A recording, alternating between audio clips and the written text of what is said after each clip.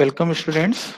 Today we will start the fresh topic of unit number 5, and the topic is network analysis in project planning, that is CPM and PERT. ठीक है, तो you must have some idea that you must have studies this topic in the previous semester. Industrial management एक आपने subject पढ़ा था, उसमें ये PERT CPM आपने पढ़ा होगा. ठीक है, तो PERT और CPM का बेसिकली एप्लीकेशन क्या है? These are the mathematical method to analyse any project. ठीक है, ये कुछ ऐसा मैथमेटिकल मेथड है, या फिर आप कह सकते हैं in both PERT and CPM we draw a network diagram. We draw a network diagram. तो बना रखा है क्या ये सागर? आपने बना रखा है? पिछले सेमेस्टर में नेटवर्क डायग्राम पढ़ा होगा आपने, PERT CPM. कुछ आइडिया है इसका? No sir. बिल्कुल आइडिया नहीं है. इसके तो न्यूमेरिकल भी आते हैं इंडस्ट्रियल मैनेजमेंट में. सर हुआ ही तो नहीं था ये पिछली बार। चलो कोई बात नहीं. ठीक है, तो एक नेटवर्क डायग्राम बनाते हैं, उसको एनालाइज करते हैं. कहाँ एनालाइज करते हैं? Application are in the project planning. तो प्रोजेक्ट, कोई भी प्रोजेक्ट हो सकता है, जैसे एक बिल्डिंग कंस्ट्रक्ट करनी है, कोई आपका ब्रिज बनाना है, रोड बनानी है. कुछ प्रोजेक्ट्स होते हैं जो कि बहुत लंबे चलते हैं. It could run 1 year. ठीक है, 2 ईयर. और बहुत ही लंबे लंबे लंबे प्रोजेक्ट होते हैं, 5 से लेकर 10 साल तक भी चल सकते हैं. तो उन प्रोजेक्ट्स की प्लानिंग, मतलब हमें कई सारी उन प्रोजेक्ट्स को कई सारी एक्टिविटीज में ब्रेक करना है. और ये ध्यान रखना है कि ये एक्टिविटी, मतलब छोटी छोटी एक्टिविटी अपने टाइमली कंप्लीट हो, उसको कंट्रोल भी करना है. और सो दैट, मतलब हमारा पूरा टारगेट रहेगा कि प्रोजेक्ट अगर सपोज कोई अगर बिल्डिंग जो है वो किसी इंस्टीट्यूट का इनऑर्गेनाइजेशन अगर 31 दिसंबर में होना है, तो हमें प्रोजेक्ट मैनेजर को ये ध्यान रखना है कि वो प्रोजेक्ट हमारा 31 दिसंबर तक कंप्लीट हो जाए. तो इस वजह से हम एनालिसिस करते हैं during the project. That analysis is done by the tool CPM and PERT. ठीक है, project is define as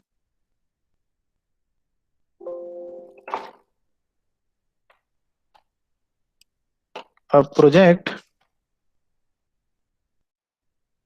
is defined as a combination of interrelated activity which must be executed in a certain order before the entire task is completed. ठीक है, तो ये मैंने बताया आपको, कई सारी एक्टिविटीज का कॉम्बिनेशन है जो कि टाइमली कंप्लीट होनी चाहिए. ठीक है, a project has identifiable beginning and end point. तो ये these are some characteristics of the project. Project का एक स्टार्टिंग पॉइंट होता है, एक एंडिंग पॉइंट होता है. It is not a permanent entity, it is usually a non repetitive task. मतलब एक बार एक बिल्डिंग खड़ी हो गई तो वो दोबारा अगर कोई बिल्डिंग खड़ी कर रहे हैं तो वो थोड़ा अलग टाइप की होगी. It can be broken down into a identifiable activities which require time and resources for their execution. ठीक है, तो मैंने बताया कि कोई बहुत ही लॉन्ग प्रोजेक्ट है, 2 से 3 साल का प्रोजेक्ट है, तो वो उसे छोटी छोटी एक्टिविटीज में ब्रेक किया जाता है. तो that required time and resources. Every activity required some time and resources. Resources मतलब man, machine and material. ठीक है, and it could be money also. These are the resources. It is scheduled to be completed by a target date. The objectives are clear. Projects के objective जो है वो clear होते हैं. Project की duration 2 से 3 साल भी हो सकती है और अप टू 10 ईयर्स तक भी हो सकती है. It require a heavy investment. Execution of project activities and hence completed the project is always subjected to the uncertainties and risk. तो कोई भी प्रोजेक्ट होता है उसको बीच में कोई भी फैक्टर आ सकता है जिसकी वजह से प्रोजेक्ट डिले हो सकता है. तो that need to be control by some method which we will discuss. कोई भी प्रोजेक्ट है उसमें कुछ रिस्क और अनसर्टेनिटीज बनी रहती है. जैसे सपोज आप घर में भी अगर अपना घर बनाते हो तो 2 दिन के, अगर आपको आपको सोचना है कि दिवाली से पहले मुझे घर बनाना है, तो मे बी कोई ना कोई काम उसमें रह ही जाएगा. सारे काम नहीं हो पाएंगे, तो कुछ ना कुछ अनसर्टेनिटी रहती है. हमने जो प्लान किया है, हमने अगर प्लान किया है कि इतने दिन में दीवार खड़ी हो जाएगी, इतने दिन में प्लास्टर हो जाएगा, तो वो कहीं ना कहीं डेविएशन होता है प्रोजेक्ट में. तो उस डेविएशन को पहले से ही ध्यान में रखना और उसको कंट्रोल करना, that is the work of a project engineer. ठीक है, वो प्रोजेक्ट मैनेजर का टास्क है. ठीक है। Each project whether big or small has three basic requirements. It should be completed without any delay.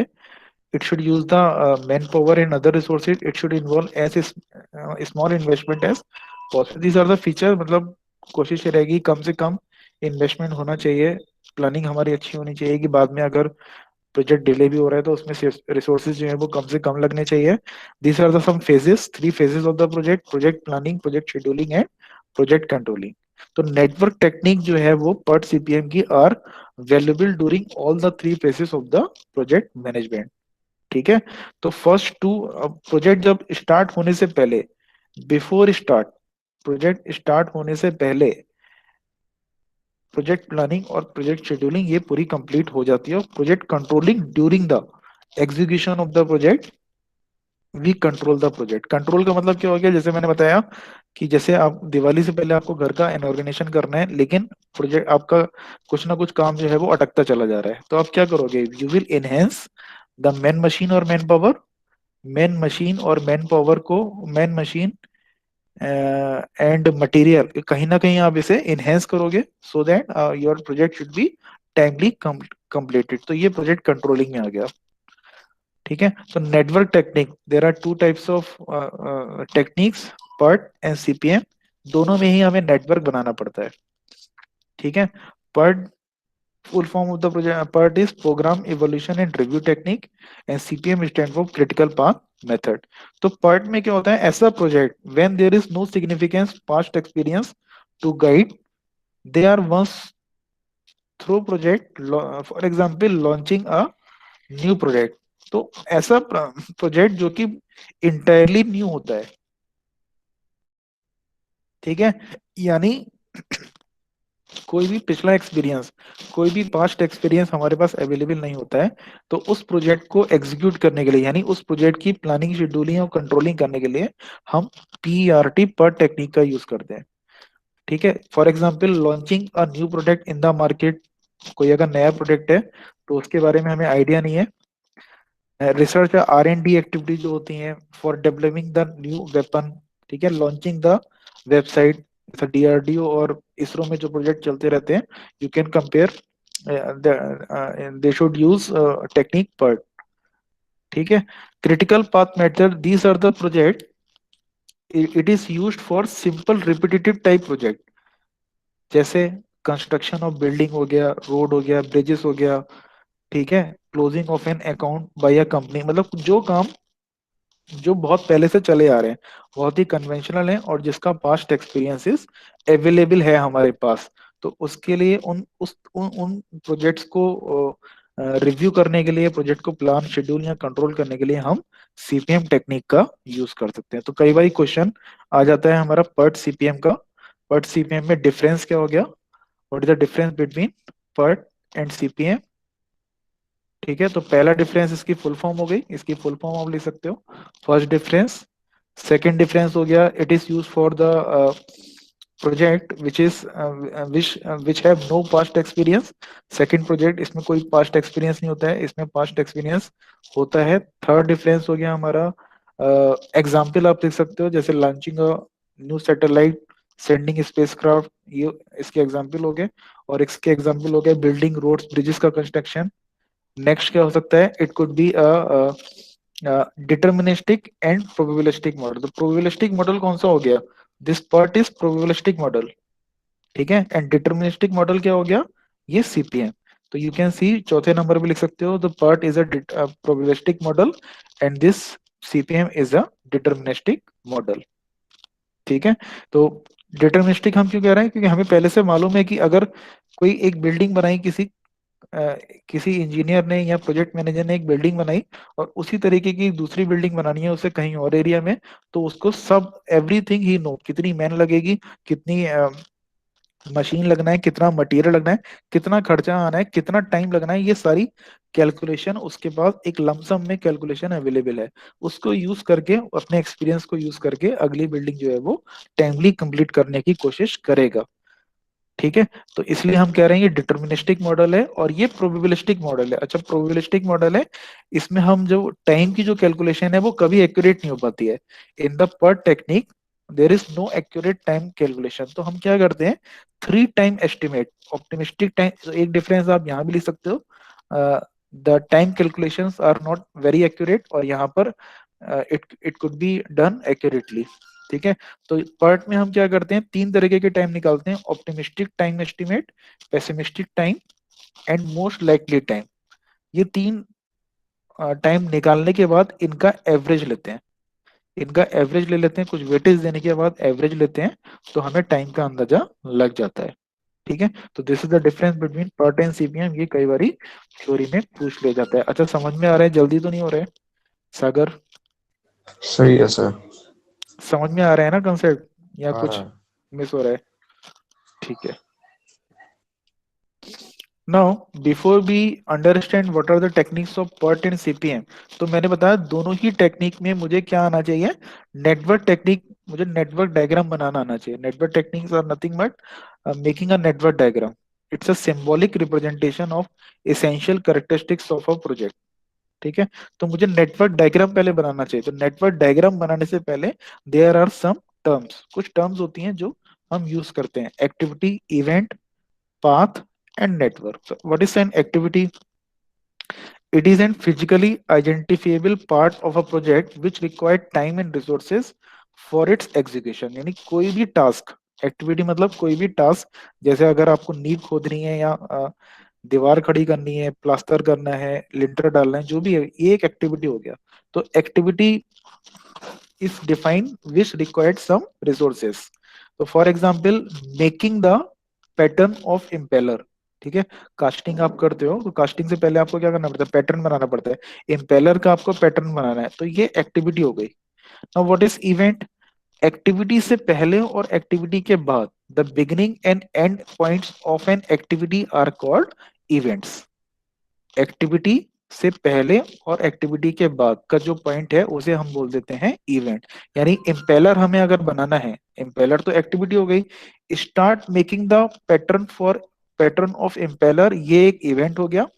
और पैटर्न मेकिंग कंप्लीटेड, ये भी एक इवेंट हो गया। एक्टिविटी क्या होगी, पैटर्न बनाना है हमें, making the pattern of the empire. तो पैटर्न बनाने से पहले जो आप तैयारी कर रहे हो, पैटर्न जब बन गया, तो दैट इज कॉल्ड इवेंट। तो इवेंट जो है वो हमेशा एक सर्किल पे दिखाया जाएगा, that circle is called node. ठीक है, that circle is called node. Event, एक इवेंट से दूसरे इवेंट तक लेके जा रहे हैं हम, किसको लेके जा रहे हैं, एक्टिविटी। यानी एक्टिविटी क्या है, making the pattern of impeller.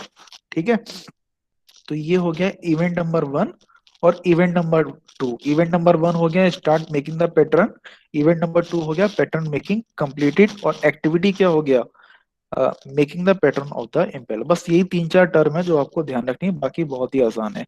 ये इवेंट जो है वो नोड पे आ गया, नोड मतलब सर्किल, जो मैंने सर्किल बनाया है वो नोड आ गया। यहाँ पर दो चीजें, एक सर्किल बनाया मैंने और एक एरो बनाया है।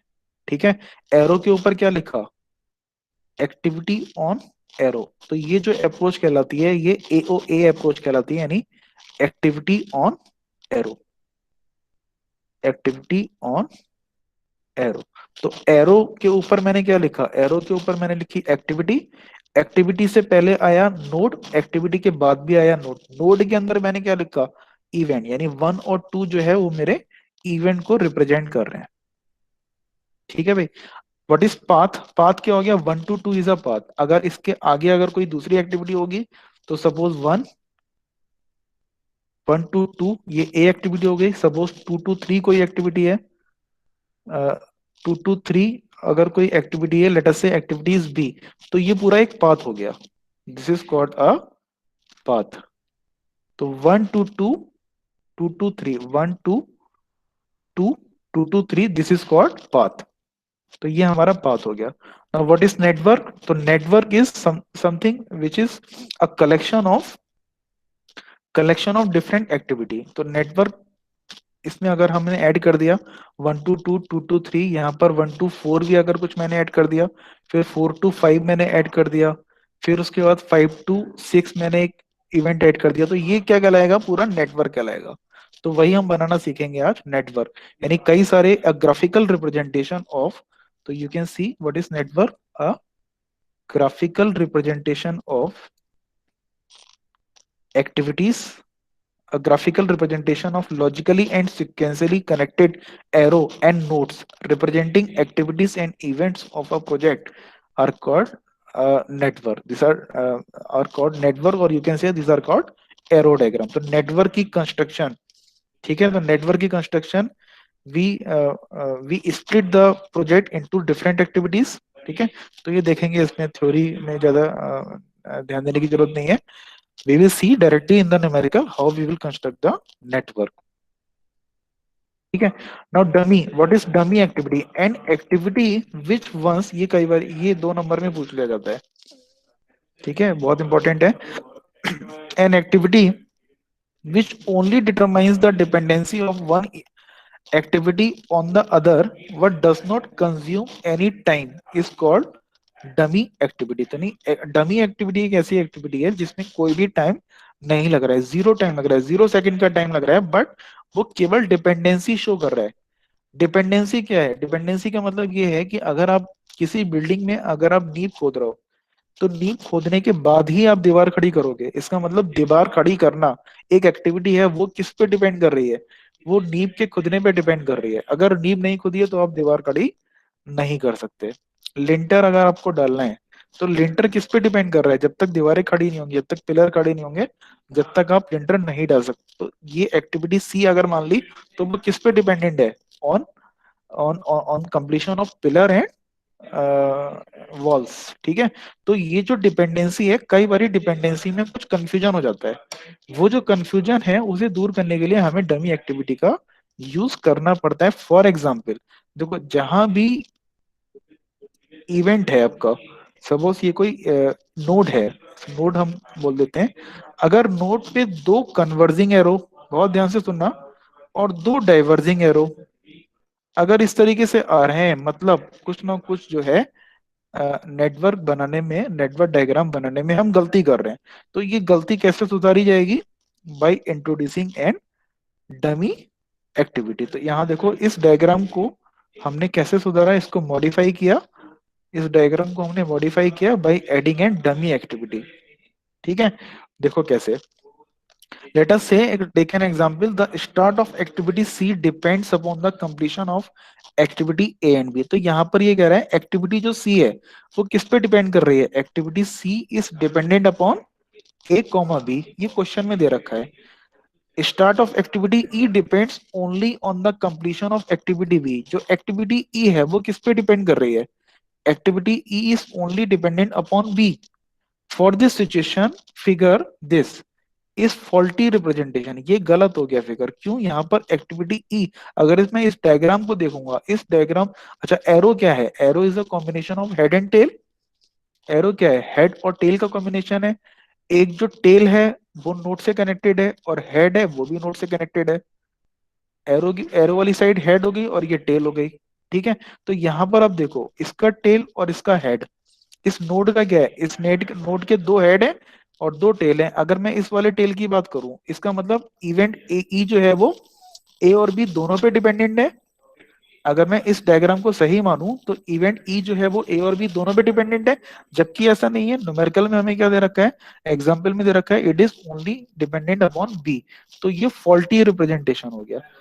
वही ये बात सी के लिए ट्रू है। सी का अगर मैं पीछे देखूंगा, नोड पे 2 एरो हैं, ए और बी, यानी सी इज डिपेंडेंट अपॉन ए। ये क्वेश्चन, ये this is the true statement. तो यहाँ सी के लिए तो सही हो रहा है, बट ई के लिए डायग्राम फॉल्टी हो रहा है। तो in that case we need to introduce an dummy activity. अब इसमें देखो क्या हो रहा है, ठीक है। इसमें क्या हो रहा है? That C is dependent upon A और बी। क्यों? क्योंकि हमने बी और सी को हमने एक डमी एक्टिविटी से रिप्रेजेंट किया। अच्छा, डमी एक्टिविटी से मतलब हमने डॉटेड लाइन से रिप्रेजेंट किया है, ठीक है। ई जो है किस पे डिपेंडेंट है? अब देखो इस डायग्राम में ई किस पे डिपेंडेंट है? क्या ई ए पे डिपेंडेंट है? नहीं, ई ए पे डिपेंडेंट नहीं है। यहाँ that E is only dependent upon B, क्योंकि हमने बी और सी को डमी एक्टिविटी से रिप्रेजेंट किया है। तो ये हमारा करेक्ट रिप्रेजेंटेशन हो गया। तो यहाँ पर सी की डिपेंडेंसी ए और बी पे है, जबकि ई की केवल बी पे है। इस डायग्राम पे ऐसा नहीं हो रहा था। ये समझ में आ गया? समझ में आ गया या ज्यादा समझ में आ गया, कंफ्यूजन हो गया? आ गया सर समझ में। आ गया समझ में, आगे बढ़े? चलो सर। ठीक है। Activity on arrow. So there are two approach in any in making any diagram. There are two approach: activity on arrow and activity on node. तो activity on node की बात हम बाद में करेंगे, ठीक है? Today we will discuss activity on arrow. तो अभी तक जो हमने कंसेप्ट लिया एक्टिविटी ऑन एरो, मतलब नोड और नोड के बीच में जो एक्टिविटी हम लिख रहे हैं, तो ये इवेंट हो गया, वन और two are the event. Node के अंदर हम लिखेंगे इवेंट, और एक्टिविटी और एरो के ऊपर लिखेंगे हम एक्टिविटी। तो this concept is known as activity on arrow. Activity on node में क्या होता है? एक्टिविटी ऑन नोड में मैं ये ए और बी जो है वो मैं सर्कल के अंदर लिखता हूँ, यानी नोड के अंदर मैं एक्टिविटी लिखता हूँ। तो that concept is known as activity on node. तो एक्टिविटी ऑन नोड की मैं बात नहीं करूंगा, I will discuss only activity on arrow, ठीक है? तो पहले इसकी कुछ क्वेश्चन देख लेते हैं, बाद में हम एक्टिविटी ऑन नोड पे आ जाएंगे। Activity on arrow approach. So let us take a numerical. Draw the network for a simple projects of erection of the steel work for a shed. मतलब एक स्टील फैब्रिकेशन के लिए हमें shade बनाना है। The various activities of the projects are under activity A, B, C, D, E, F, G, H. These are the some activity. For example, A is erect side workshop, fence fencing करनी है, bend reinforcement करना है, dig formation करना है, fabricate steel work, install concrete pillar, place reinforcement, concrete foundation, steel work, paint and grid finishing. तो these are some activity, ठीक है? Activity is predecessor, यहाँ पर देखो दो टर्म होती है, प्रीडिसेसर एंड सक्सेसर, ठीक है? तो इसका मतलब जैसे यहाँ पर है इसमें दिस, अगर मैं यहाँ पर लिख रहा हूँ एक्टिविटी ए और बी, इसका मतलब बी जो है वो ए के बाद आ रही है, ए जो है बी से पहले आ रही है। तो ए कौन सी एक्टिविटी हो गई? प्रीडिसेसर एक्टिविटी हो गई, और सक्सेसर मतलब बाद में आने वाली एक्टिविटी हो गई बी। तो ये दोनों टर्म समझो आप। प्रीडिसेसर एक्टिविटी होती है जो पहले आती है, ठीक है, जो आपकी पहले आती है, और जो सक्सेसर एक्टिविटी जो बाद में आती है, ठीक है? तो यहाँ पर हमें ये समझना है कि this activity A is preceded bye, यानी इससे पहले कोई भी एक्टिविटी नहीं आ रही है। एक्टिविटी बी, इससे पहले कोई भी एक्टिविटी नहीं आ रही, ये दोनों एक्टिविटी पैरेलल चल रही हैं। और उससे पहले कोई एक्टिविटी नहीं आ रही, यानी ये दोनों एक्टिविटी स्टार्टिंग है, यानी स्टार्टिंग मुझे क्या करनी है? इन्हीं दोनों एक्टिविटी से करनी है। तो लेट अस से ये मैंने दे दिया, ए एक्टिविटी यहाँ दे दी और एक एक्टिविटी यहाँ बी दी। अच्छा, इसकी नंबरिंग हम बाद में कर देंगे, नंबरिंग इंपॉर्टेंट नहीं है, नंबरिंग हम बाद में एबीसी नंबरिंग कर सकते हैं। अभी हम क्या बात कर रहे हैं? अभी हम बात कर रहे हैं एक्टिविटी ऑन एरो, मतलब अभी हम नेटवर्क डायग्राम बनाने की बात कर रहे हैं, नंबरिंग बाद में कर देंगे।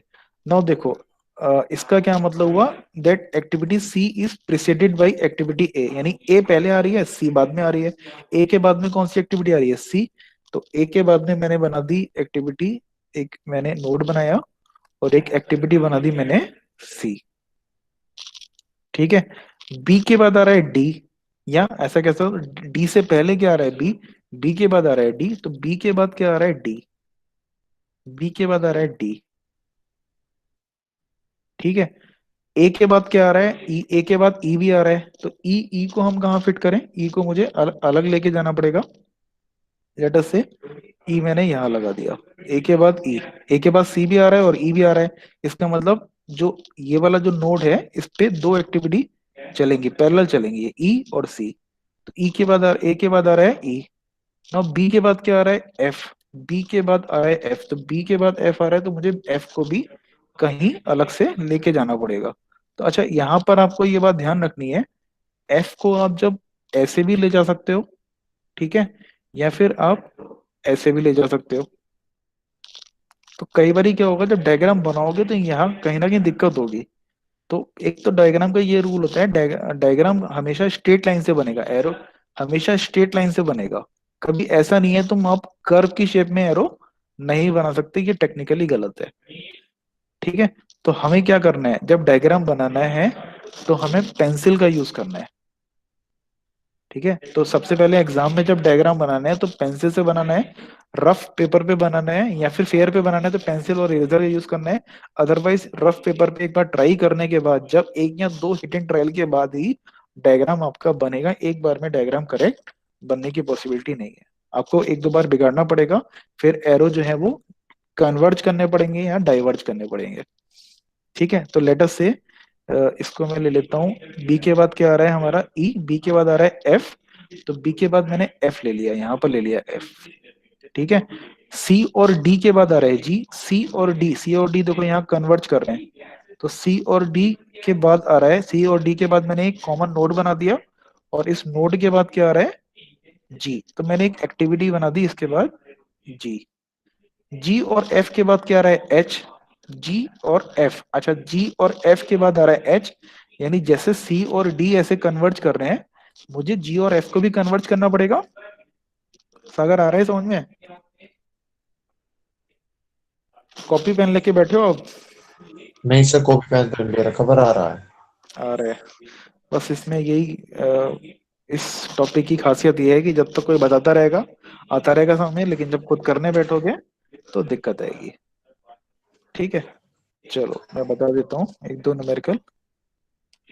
तो इसका मतलब यहाँ हमने गलत कर दिया, यहाँ हमें क्या करना है, जी और एफ जो है वो कन्वर्ट हो रहे हैं कहाँ पर, एच पे, मतलब एक जी और एच, जी और एफ के बाद एक इवेंट आ रहा है एच, यानी कंक्रीट का फाउंडेशन हम तभी कर सकते हैं जब तक हम कंक्रीट के पिलर या रिइंफोर्समेंट प्लेस ना कर दें, उसके बाद ही फाउंडेशन हम कर सकते हैं। तो एफ और जी, अब ये एरो तो कन्वर्ज हो नहीं रहे हैं, तो मैं इसको डिलीट कर दूंगा, यानी मुझे एफ जो है वो इस तरीके से बनाना था, तभी तो मैं कन्वर्ज कर पाऊंगा। तो ये हो गया एफ, और जी और एफ के बाद एक मुझे कॉमन लेके जाना है एच, एक इवेंट मैंने क्रिएट कर दिया एच, थोड़ा सीधा करता हूँ मैं, कहीं सीधी खींचता हूँ, ये मैंने एच क्रिएट कर दिया। ठीक है, तो ये हो गया मेरा।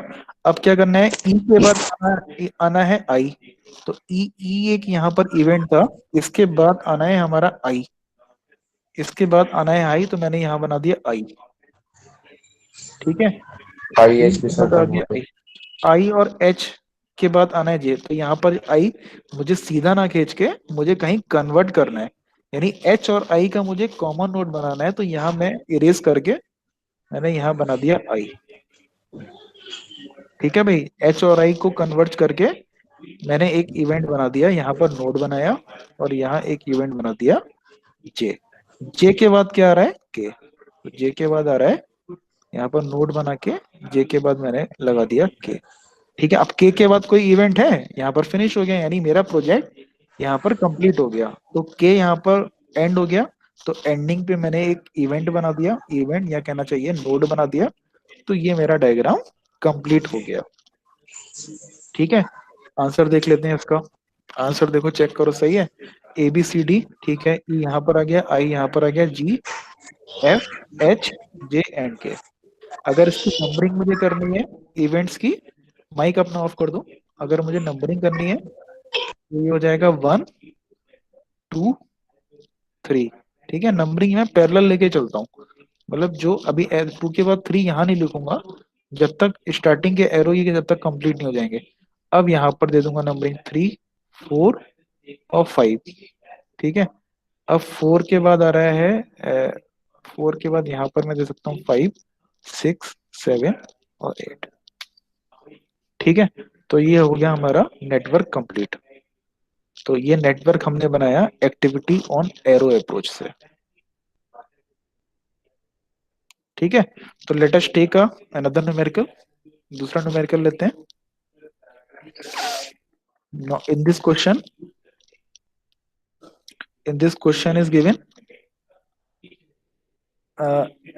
Task A B C D up to I, तो यहाँ पर मुझे ये टेबल बनानी पड़ेगी, यहाँ टेबल गिवन थी। ठीक है, एक्टिविटी कौन सी एक्टिविटी किससे प्रीडिसेसर एक्टिविटी कौन सी थी, सक्सेसर एक्टिविटी मुझे पता चल रहा था, यहाँ भी पता चल रहा है A is less than D, A is less than D, इसका मतलब ए एक्टिविटी पहले आ रही है और डी एक्टिविटी बाद में आ रही है। यहाँ लिखा है हमारा D is less then F, यानी डी एक्टिविटी पहले आ रही है, एफ एक्टिविटी बाद में आ रही है, तो इसके अकॉर्डिंग मैं पहले एक टेबल बना लेता हूँ। ठीक है, मैं एक टेबल बना लेता हूँ, इसको उसमें कन्वर्ट कर लेता हूँ। तो let us say at the left hand side मैंने एक्टिविटी लिख ली A B C D E F G H I. I तक जा रहा है ये? हाँ आई तक जा रही, तो आई तक मैंने एक्टिविटी लिख ली। अब ये लिख लिया कि कौन सी एक्टिविटी किसके आगे आ रही है, किसके पीछे आ रही है। तो ए इज लेस देन डी, ठीक है, यानी डी से पहले कौन सी एक्टिविटी आ रही है, डी से पहले कौन सी एक्टिविटी आ रही है, ए, यानी यहां पर मैंने क्या लिखा, प्री डिसीजर एक्टिविटी लिख ली, प्री डिसीजर एक्टिविटी लिख ली, और कॉलम फर्स्ट शो कर रहे हैं हमारी एक्टिविटी को, ठीक है। तो ये प्री डिसीजर एक्टिविटी होगी, डी से पहले आ रहा है ए, ई से पहले क्या आ रहा है ए, एफ से पहले क्या आ रहा है बी, एफ से पहले आ रहा है बी, एफ से पहले क्या आ रहा है, एफ से पहले डी।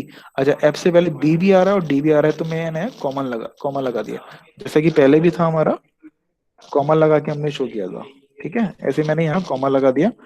एफ से पहले डी आ रहा है और एफ से पहले बी भी आ रहा है, जी से पहले क्या आ रहा है सी, जी से पहले आ रहा है सी, एच से पहले क्या आ रहा है सी, एच से पहले आ रहा है सी, आई से पहले क्या आ रहा है एफ, आई से पहले आ रहा है एफ, और आई से पहले क्या आ रहा है जी, आई से पहले जी भी आ रहा है, तो मैंने कॉमा लगा दिया। ये समझ में आया?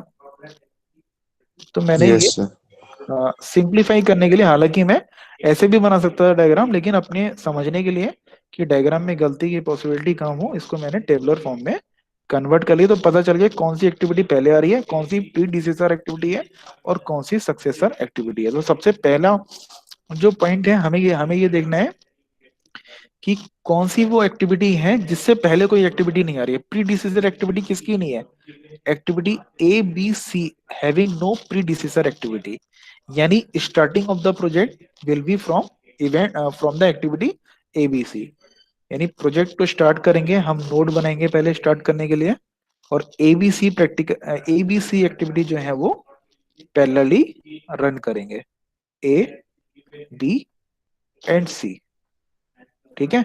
एबीसी एक्टिविटी हमने पहले ही रन कर ली। ए के बाद क्या आ रहा है ये समझ में आ गया ना, क्योंकि इससे पहले कोई भी प्रीडिसीजर एक्टिविटी नहीं है, इसका मतलब स्टार्टिंग एक्टिविटी हमारी एबीसी हो गई। अब क्या करेंगे, ए के बाद ए के बाद क्या आ रहा है, ए के बाद आ रहा है डी, तो यहाँ पर मैं एक एक्टिविटी ए के बाद ऐड कर दूंगा, ए के बाद एक्टिविटी में ऐड कर दूंगा डी, ठीक है, ए के बाद मैंने एक्टिविटी ऐड कर दी डी, ठीक है। ए के बाद ई भी आ रहा है, ए के बाद हमारा ई भी आ रहा है, तो लेट अस से ए के बाद मैंने ई ऐड कर दिया, ए के बाद डी ऐड कर दिया, ए के बाद ई ऐड कर दिया। अच्छा हो सकता है कि तुम ए के बाद डी ऊपर ले जाओ ई नीचे ले जाओ, ऐसा भी हो सकता है, तो इसको करके देखते हैं एक बार, ठीक है। सपोज आपने ए के बाद डी ऊपर ले गए और ई आप नीचे ले गए, ए के बाद डी ऊपर ले गए ई नीचे ले गए। अब क्या कह रहा है, बी और डी के बाद, बी और डी के बाद, बी और डी के बाद एफ आना चाहिए, तो क्या है पॉसिबल, बी और डी के बाद एफ, हमें एक नया एक्टिविटी क्रिएट करना है। अगर मैं ये डी ऊपर लिख दिया तो ये पॉसिबल होगा क्या, कोई भी डायग्राम है उसमें मैं क्रॉस नहीं कर सकता, कोई भी डायग्राम है मैं क्रॉस में लेके नहीं जा सकता, ये पॉसिबल नहीं है, ठीक है। तो अगर मैंने ये डी एक्टिविटी ऊपर लिख दी तो ये पॉसिबल है, नहीं है पॉसिबल, तो मुझे डी एक्टिविटी तो नीचे ही लिखनी पड़ेगी, यहाँ मुझे डी एक्टिविटी लिखनी पड़ेगी और यहाँ पर मुझे ई लिखना पड़ेगा। ऊपर अगर डी लिख दूंगा तो बी और डी को मैं ये इस वाले ऑपरेशन को परफॉर्म नहीं कर पाऊंगा, तो बी और डी से मिलाते हुए मुझे कौन सी एक्टिविटी बनानी है, एफ, तो इस बी को मुझे इरेज करना पड़ेगा और थोड़ा एक्सटेंड करना पड़ेगा, कहाँ तक, डी तक मुझे एक्सटेंड करना पड़ेगा। तो इसीलिए मैं बार बार ही कह रहा हूँ, जब आप हिट एंड ट्रायल करोगे तो कई सारे आपको ऑपरेशन करने पड़ेंगे, बार बार ही आपको ये नेटवर्क इरेज करना पड़ेगा। तो यहाँ पर क्या था हमारा बी, बी और डी के बाद क्या आ रहा है एफ, बी और डी के बाद क्या आ रहा है एफ, ठीक है।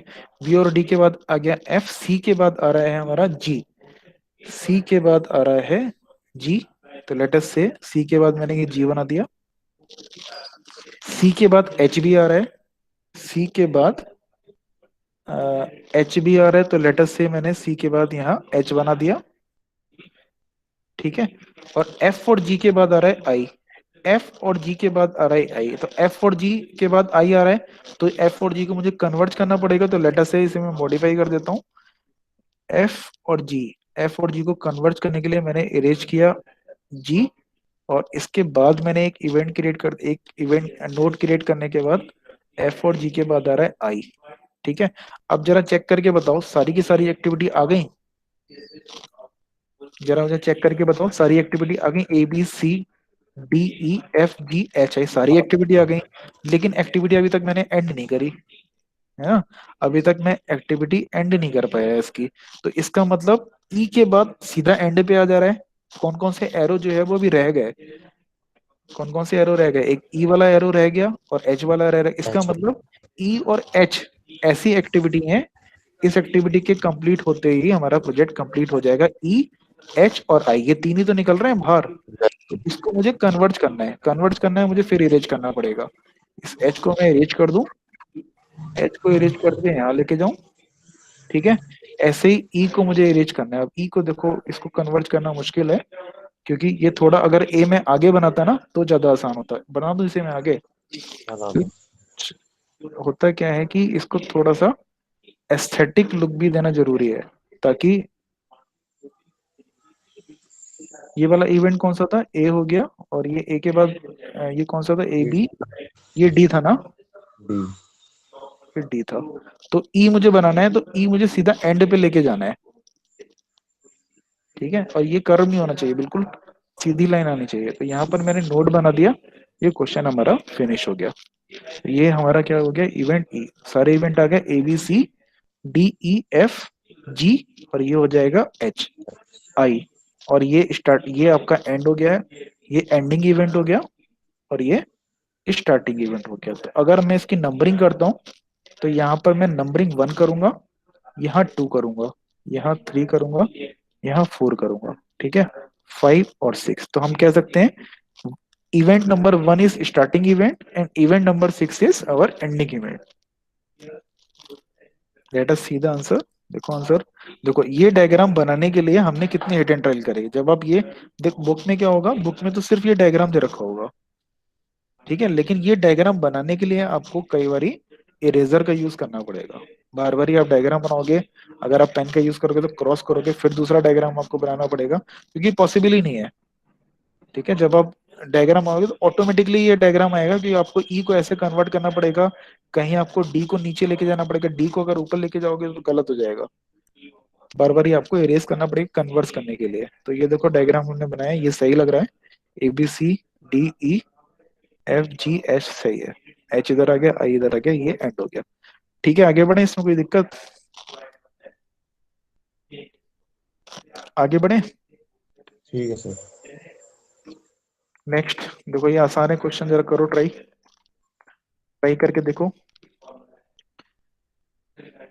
दिस इज मतलब एक कोई सॉफ्टवेयर डेवलपमेंट है, सॉफ्टवेयर डेवलपमेंट अगर कर रहे हैं तो उसके भी कुछ स्टेप होंगे, उसकी भी कुछ टाइम ड्यूरेशन होगी, 3-4 महीने में अगर सॉफ्टवेयर डेवलप हो रहे हैं। Activities could be hardware selection, software design, hardware installation, coding, data interpretation, documentation, training and installation. तो सबसे पहले हमें क्या देखना है, वो कौन सी एक्टिविटी है जिसके कोई प्रीडिसेसर एक्टिविटी नहीं है, तो these are the activity, activity number, activity number A, activity number B and activity number F. ये तीन एक्टिविटी ऐसी हैं जो कि स्टार्टिंग में ही शुरू हो जा रही हैं, इसके कोई प्री डिसीजर एक्टिविटी नहीं है, तो यहाँ मैंने लिख दिया ए बी एंड सी, ठीक है। अब देखो एफ यहाँ, आएगा। हाँ, सी की जगह सर एफ आएगा। सी की जगह एफ आएगा, ठीक है, सी की जगह एफ आएगा, इसको मैं एफ को मैं थोड़ा बाद में ही बना, देखना पड़ेगा, ठीक है, चलो। उसके बाद ए के बाद आ रहा है सी, ए के बाद मैंने बना दिया सी, और बी के बाद बना दिया डी, बी के बाद मैंने बना दिया डी, डी के बाद मैंने बना दिया डी, ठीक है। ई और एफ के बाद आ रहा है, ई और एफ के बाद आ रहा है जी, ई और एफ के बाद आ रहा है, बी के बाद ई भी आ रहा है, एक मिनट, बी के बाद डी आ गया और बी के बाद ई भी आ रहा है, बी के बाद ई भी आ रहा है, ई और एफ के बाद क्या आ रहा है, जी। तो ई और एफ को मुझे कन्वर्ट करना पड़ेगा। तो मैं क्या करता हूँ, इस एफ को थोड़ा सा और रिफाइन कर लेता हूँ, यहाँ तक लेके आता हूँ, और इस ई को भी थोड़ा सा मैं कन्वर्ट कर लेता हूँ, so that our diagram will be clear, understanding clear हो। ई और एफ के बाद आ रहा है हमारा जी, ठीक है। सी और डी के बाद आ रहा है एच, तो सी और डी को भी मुझे कन्वर्ट करना पड़ेगा। तो लेट अस से सी और डी, सी को मैं थोड़ा कन्वर्ट कर दिया, सी और डी के बाद आ रहा है एच, सी और डी के बाद आ रहा है एच, ठीक है। इसके बाद देखो कोई इवेंट नहीं है, इसका मतलब एच और जी के बाद हमारा प्रोजेक्ट कंप्लीट हो जा रहा है। सही है, देखो टेक बताओ मुझे, ये डायग्राम सही लग रहा है या गलत है कुछ। ए बी सी डी, यहाँ पर ए बी एफ आ जाएगा, यहाँ A B C D, E, event number E यहाँ पर आ जाएगा, ठीक है। A B C D E F G H, ठीक है। तो ये आंसर हो गया देखो, A to, 1 to 2, 1 to 3, 1 to 5, 3 to 4, 3 to 5, इसको मैंने नंबरिंग कर दी, 1 2 3 4 5 एंड 6, ठीक है। आगे बढ़े। Yes sir. Now second approach is activity on node, ठीक है। तो let us take a example, आसान सा एग्जांपल देखते हैं। कोई एक्टिविटी है A B C D E F, these are the activity, इसके प्री डिसीजर एक्टिविटी दे रखे हैं ए बी सी, इसके पीछे कोई भी एक्टिविटी नहीं, मतलब पैरेलल एक्टिविटी है। एक्टिविटी ऑन नोड की मैं बात कर रहा हूँ, यानी मैं अब नोड, नोड मतलब सर्किल, इस नोड के अंदर मैं क्या लिखूंगा, एक्टिविटी को लिखूंगा। एबीसीडी में अब नोड के अंदर लिखूंगा, अभी तक मैं क्या लिख रहा था, अभी तक मैं एरो के ऊपर लिख रहा था, अब मैं क्या करूंगा, नोड के ऊपर लिखूंगा, ठीक है। तो लेट अस से एबीसी 3 नोड हो गए, अच्छा 3 नोड हो गए।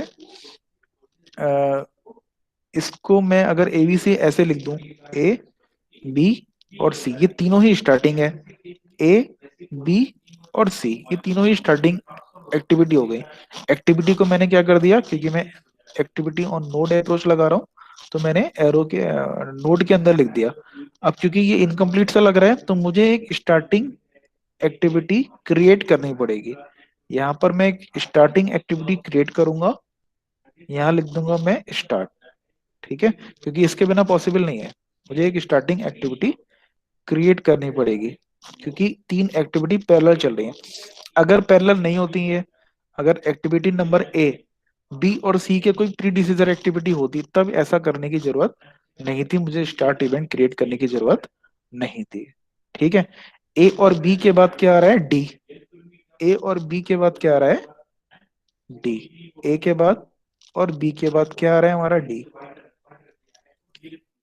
डी के बाद क्या आ रहा है, ई, तो बी के बाद आ रहा है ई, बी के बाद आ रहा है, मैंने कहीं बना दिया ई, और बी और सी के बाद क्या आ रहा है, एफ, बी और सी के बाद आ रहा है डी, और सी के बाद आ रहा है एफ, एक सेकेंड, बी के बाद आ रहा है ई, बी के बाद आ रहा है ई, और बी और सी के बाद आ रहा है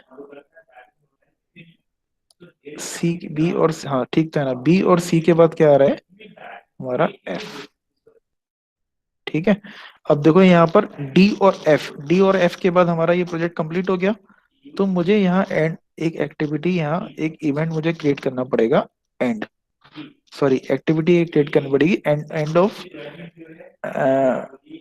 ऑफ प्रोजेक्ट के लिए, तो ये हो जाएगा एंड, ठीक है। तो यहाँ पर हम सर जो ये है वाला गलत सा लग रहा है सर।